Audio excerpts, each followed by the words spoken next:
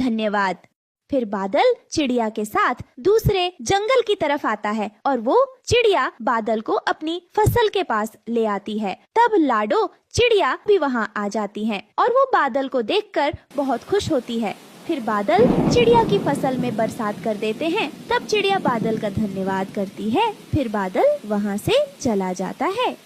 रानो चिड़िया, तुमने बहुत बड़ा काम किया है। अब जल्दी हमारी फसल तैयार हो जाएगी। अब बेशक तुम खेत पर न आना, देखभाल मैं कर लूंगी और जैसे ही फसल तैयार हो जाएगी मैं तुम्हें बता दूंगी। ठीक है बहन, अब मैं चलती हूँ। वैसे भी मैं बहुत थक गई हूँ। ऐसे ही कुछ दिन बीत जाते हैं। अब फसल अच्छे से तैयार हो गई है। अब मुझे जाकर रानो चिड़िया को बता देना चाहिए। फिर लाडो रानो के पास आती है और उसे बताती है कि फसल पककर तैयार हो गई है। तब रानो कहती है, तो फिर कब कटाई करनी होगी हमें? रानो चिड़िया, आज ही कटाई कर लेते हैं। तुम जाओ, जाकर फसल काटो। तब तक मैं उस कालू कौवे को बुला लाती हूँ, क्योंकि उसके बीज के बदले गेहूँ भी तो वापस करने हैं। हाँ ठीक है बहन, मैं खेत पर जाती हूँ और तुम जाकर उसे बुला ही लाओ। उसका भी हिसाब यही कर देंगे। और फिर वो दोनों ऐसा ही करते हैं और लाडो भी कालू के पास आ जाती है। अरे आओ बहन, लगता है कि पक गई है हमारी गेहूं की फसल। हाँ हाँ कालू भाई, अभी पक गई है हमारी फसल और आज हमें कटाई करनी है, इसलिए बुलाने आई हूँ। चलो तुम मेरे साथ। हाँ तो फिर चलो चिड़िया बहन। फिर वो दोनों वहाँ से रानो चिड़िया के पास आ जाते हैं।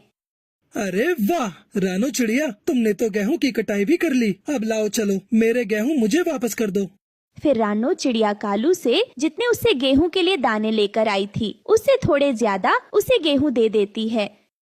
ये क्या, मैंने कहा था ना कि मैं अपने गेहूं वापस ले लूंगा। और वैसे भी ये गेहूं तो मेरे बीजों से ही बने हैं ना, इसलिए अब तुम अपनी मजदूरी लो और चलते बनो यहाँ से।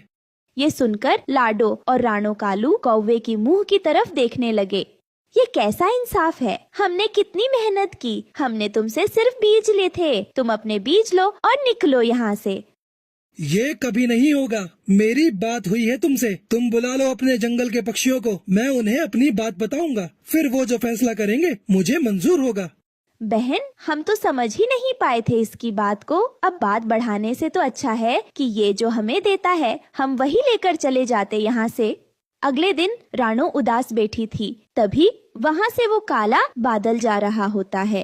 क्या हुआ रानो बहन, उदास क्यों बैठी हो तुम? रानो चिड़िया से सब बात बताती है, कैसे